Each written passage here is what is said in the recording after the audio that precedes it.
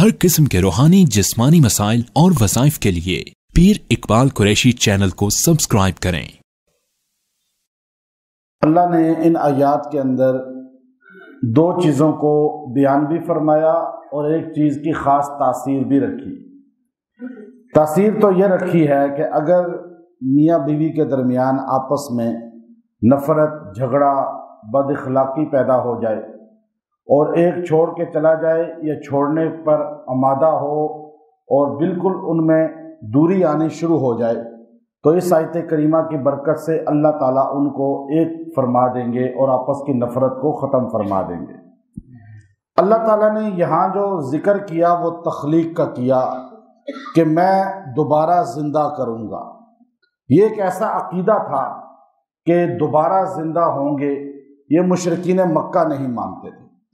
وہ تو بالکل اس چیز کا انکار کرتے تھے کہ موت کے بعد کوئی زندگی نہیں ہے۔ جیسے آج ہمارا ایک بہت بڑا طبقہ آوارگی کی، آزادی کی زندگی گزارتا ہے کہ وہ یہ سمجھتا ہے بس جو زندگی ہے یہی ہے، عیش کرو، موج کرو، کھاؤ پیو اور بس اس کے بعد ایک کہانی، چیپٹر کلوز، نہ بندے سے حساب ہوگا نہ زندہ کیا جائے گا۔ تو مشرکین مکہ کے جو تھے وہ تو نفی کرتے تھے اور ان کے اندر بالکل یہ چیز راسخ ہو چکی تھی کہ جتنی عیش و عشرت ہے یہی زندگی ہے اور ایک ہی بار ملتی ہے، اس کو انجوائے کرو اور اپنی مرضی کے مطابق گزارو۔ اب یہ عقیدہ ان کا اتنا مضبوط تھا کہ جب نبی صلی اللہ علیہ وسلم نے ان کو آ کر کہا کہ موت کے بعد اٹھنا ہے، حساب ہے، تو وہ حیرت سے کہنے لگے عجیب باتیں آپ کر رہے ہیں۔ پھر آپ سورہ جو مکی صورتیں ہیں ان کو آپ دیکھیں گے تو اس میں صرف 3 چیزیں ہوں گی۔ مدینہ کی صورتیں جو نازل ہوئیں ان میں احکامات ہیں، مکے کے صورتوں میں صرف آپ کو توحید، رسالت اور یوم آخرت، یعنی یہ آخرت کا ذہن کنسپٹ ایسا ہے کہ یہ بندے کو اعمال پہ لاتا ہے۔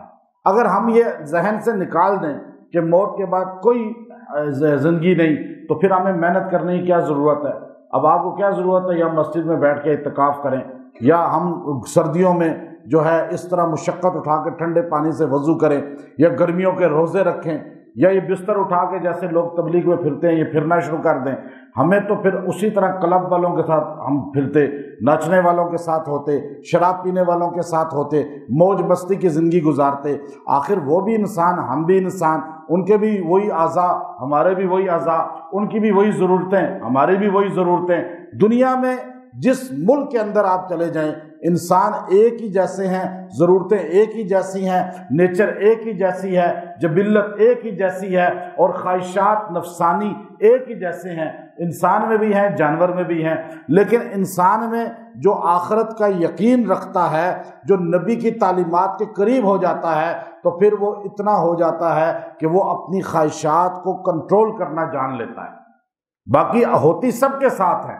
تو اب دیکھیے حضور نے آ کر پہلی تبلیغ جو کی ہے، پہلی جو محنت کی ہے وہ آخرت کا۔ اب یہ قرآن کہتا ہے تو وَقَالُوا، اور وہ سارے لوگ کہتے ہیں اِذَا كُنَّا، کیا ہم ہوں گے عِظَامًا، ہماری ہڈیاں، رُفَاتًا، جو ذرہ ذرہ ہو چکی ہیں قبروں کے اندر، ایسی ہڈیاں بوسیدہ ہوئی ہیں، اب ہڈیاں بھی نظر نہیں آتی، ذرات ہی ہیں۔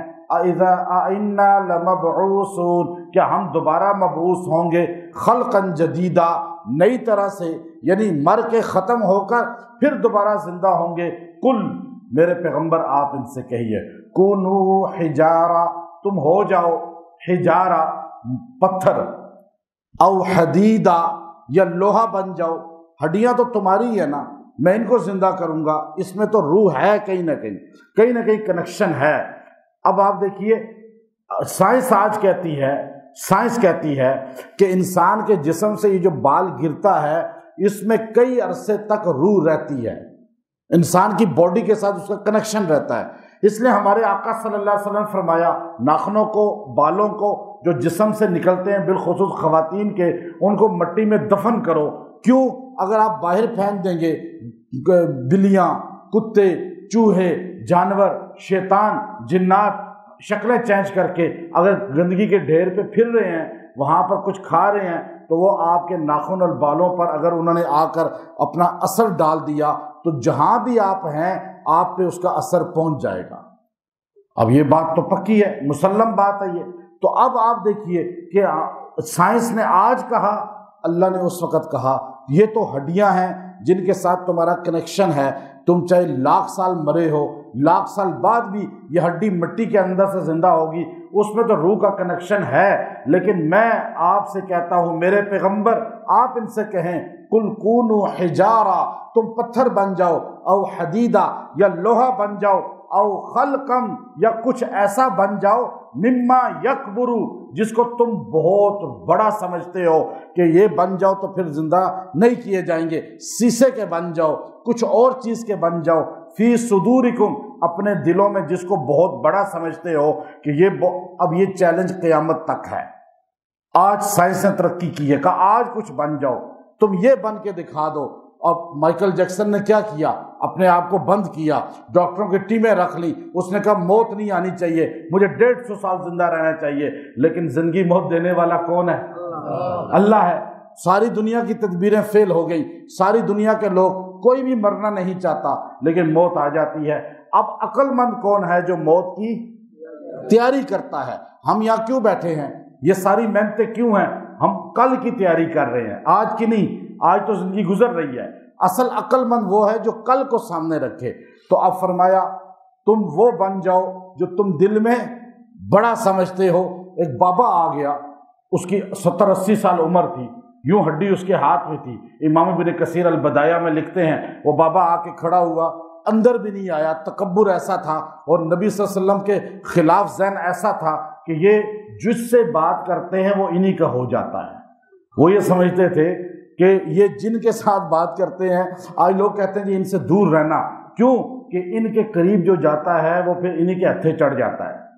اب یہ بات تو آج بھی ہے نا لوگوں کی، کیونکہ حق بات کھینچتی ہے مقناطیس کی طرف۔ وہ بابا اندر نہیں آیا، حضور بیٹھے ہوئے تھے، وہ آ کر باہر دروازے کے پاس کھڑے ہو کے یا محمد، رسول اللہ بھی نہیں کہا، یا محمد آپ عجیب باتیں کرتے ہیں کہ آپ کہتے ہیں مر کے زندہ ہوں گے، یہ ہڈی دیکھو نہیں پتہ کس کی ہے، میں نے بوسیدہ جگہ سے اٹھائی ہے، اب یہ ہڈی ہے، اس کو بھی اللہ زندہ کرے گا تمہارا اللہ، کیا یہ زندہ ہوگا؟ حضور نے کہا ہوگا۔ اس نے یوں مسل کے یوں پھینکی ہوا میں، کہنے لگا یہ زندہ ہو گئی تو پھر میں دیکھوں گا، یعنی تکبر سے۔ حضور نے فرمایا لعل عمرک تطول لک، تجھے اللہ لمبی عمر دے گا، اور اے بوڑھے تو دیکھے گا کہ تو جو 3 باتوں میں اشکال کر رہا ہے کہ مکہ بھی عجیب باتیں فتح کرو گے تم، یہاں مکے میں آپ تبلیغ کرتے ہیں، پھرتے ہیں، لوگ گالیاں دیتے ہیں، مارتے ہیں، یہاں آپ کے ساتھ ابھی تک 50 آدمی نہیں ہیں، اور آپ کہہ رہے ہیں کہ یہ مکہ ہمارا ہو جائے گا۔ پھر آپ کہتے ہیں اس سے ہی بڑی بات ایران اور روم بھی ہمارے ہو جائیں گے، اور اس سے بڑی بات کہ اللہ مرنے کے بعد زندہ کرے گا۔ حضور نے اس کو آگے بلایا، حضور پھر اس کو کہنے لگے کہ یاد رکھنا تجھے اللہ زندگی دے گا، تیری آنکھوں کے سامنے مکہ فتح ہوگا، اللہ تجھے زندگی دے گا، تیری آنکھوں کے سامنے ایران بھی فتح ہوگا، روم بھی فتح ہوگا، اور وہاں محمد عربی کے جھنڈے لہرائیں گے۔ آج مکے میں نہیں پھر سکتا، لیکن ہماری یہ محنت کا اثر ایران تک پہنچے گا، روم تک پہنچے گا۔ اور پھر فرمایا اے بوڑھے، ہاتھ پکڑ لیا حضور نے اس کا، کہا تجھے قیامت کے دن حشر کے میدان میں محمد اس طرح ہاتھ پکڑ کے بتاؤں گا کہ بتا کیا اللہ نے دوبارہ زندہ نہیں کیا؟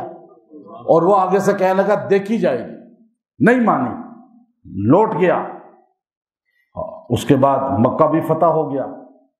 اس کے بعد حضور دنیا سے چلے گئے، اس نے کلمہ نہیں پڑھا۔ ابو بکر آئے، نہیں پڑھا۔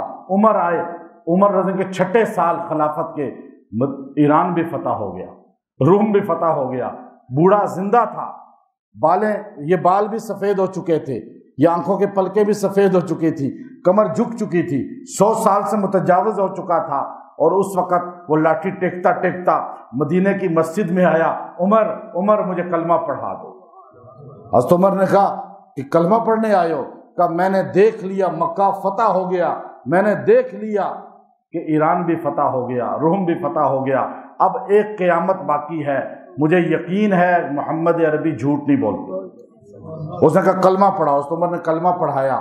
جب وہ بوڑھا آتا تھا حضرت عمر اٹھ کے کھڑے ہو جاتے تھے، صحابہ کہتے تھے عمر یہ تو کل کا بوڑھا ہے جو کلمہ پڑھتا ہے، اور اس نے تو حضور کا کلمہ ان کے سامنے نہیں پڑھا، لیکن آپ اس کو اتنی عزت دیتے ہیں۔ عمر کہتے تھے تمہیں پتہ ہے اس کو رسول اللہ نے کہا تھا اے بوڑھے تجھے قیامت کے دن میں محمد ہاتھ پکڑ کے یاد کراؤں گا کہ بتا کہ اللہ نے آج زندہ نہیں کیا، اور جس کا ہاتھ رسول اللہ پکڑ لے وہ دوزخ میں، یہ جنتی بوڑھا ہے، اور میں عمر اس کی جنت کے ہونے کی وجہ سے اس کی عزت کرتا ہوں۔ اب دیکھیے یہ ہے خلقاً جدیدہ، دوبارہ پیدا ہونا۔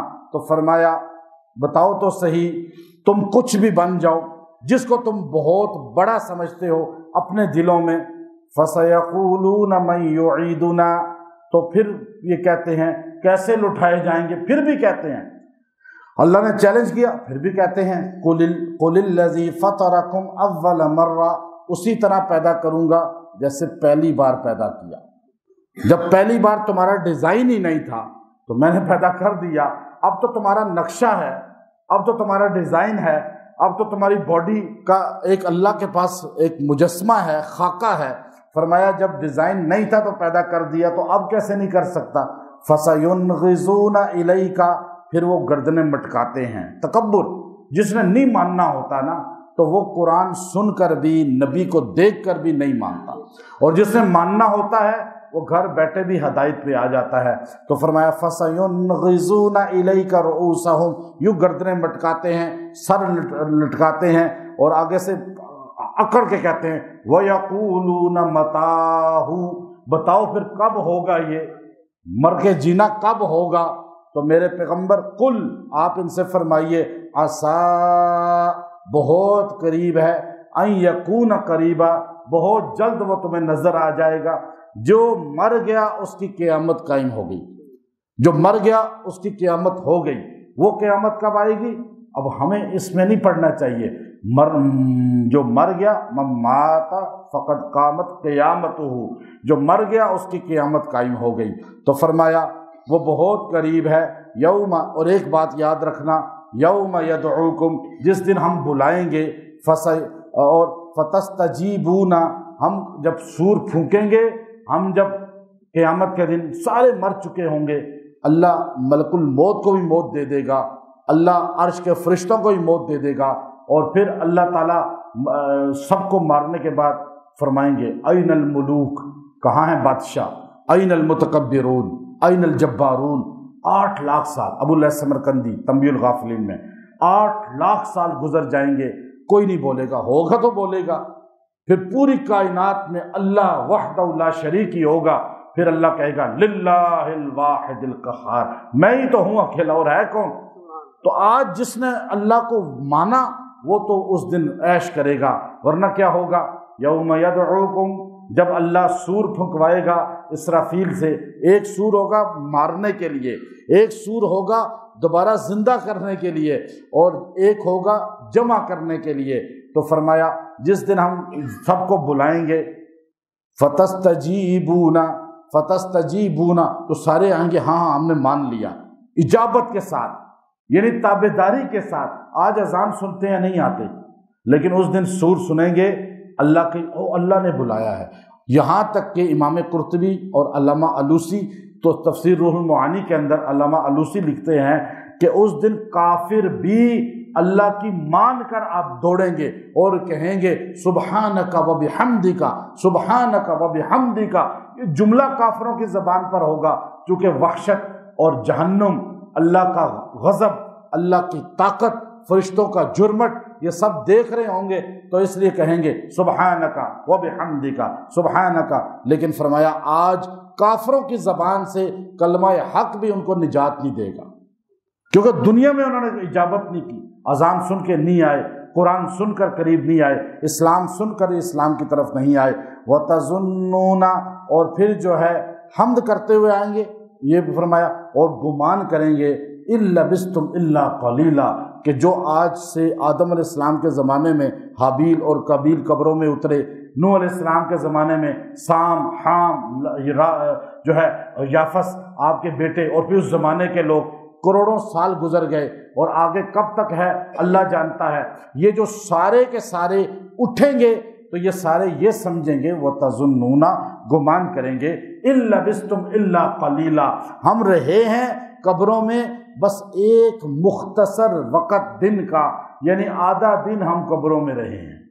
اب یہ زندگی ایسی مختصر ہے کہ آج 70 سال کے بندے سے پوچھیں کتنی زندگی کیسی گزری، کہے کہ پتہ ہی نہیں چلا گزر گئی۔ آج اس کو قیمتی بنانے والا اللہ کے ہاں اصل میں سرخرو انسان ہے۔ اور یہ آیت کریمہ جو ہے، یہ جو آیت نمبر 52 ہے، یوم یدعوکم فتستجیبون بحمدہ، یہاں تک خالی اتنا حصہ، یوم یدعوکم فتستجیبون بحمدہ، جو اس کو 70 بار دم کر کے بیوی خاوند یا کسی بھی بندے کو جو بات نہ مانتا ہو، سرکش ہو چکا ہو، باغی ہو چکا اولاد میں، بہن بھائیوں میں یا میاں بیوی کے درمیان، تو اتنا حصہ یوم یدعوکم فتستجیبون بحمدہ، اور یہ پڑھ کر اسے پلائے اور غائب ہے تو دعا کریں، چند دن یہ عمل کریں گے اللہ تعالیٰ اسے اطاعت کے ساتھ آنے والا بنا دے گا۔ اگر بیوی گھر میں پہلے سے پڑھ لے اور خامند کے آتے ہی اللہ تعالیٰ اس کے دل کو نرم، اور ایسے کسی میٹنگ میں جا رہے ہیں پڑھ کے جائیں، یا آپ کو کوئی آپ کے پاس آ رہا ہے تو آپ پڑھ لیں، اللہ اس کا دل آپ کے لیے نرم کر دے گا، دل میں نرمی ڈال دے گا۔ وآخر دعوانا ان الحمد للہ رب العالمین۔